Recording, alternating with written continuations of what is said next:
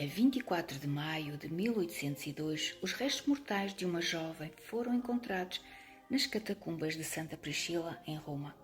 O túmulo estava selado com 3 placas de terracota, que, segundo a interpretação, formavam a inscrição Pax Tecum Filomena, o que queria dizer em português: a paz esteja contigo, Filomena.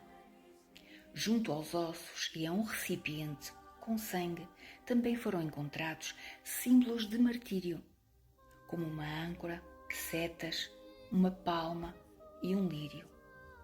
A análise dos restos mortais sugeriu que pertenciam a uma jovem de 13 anos que morreu entre o século III e IV.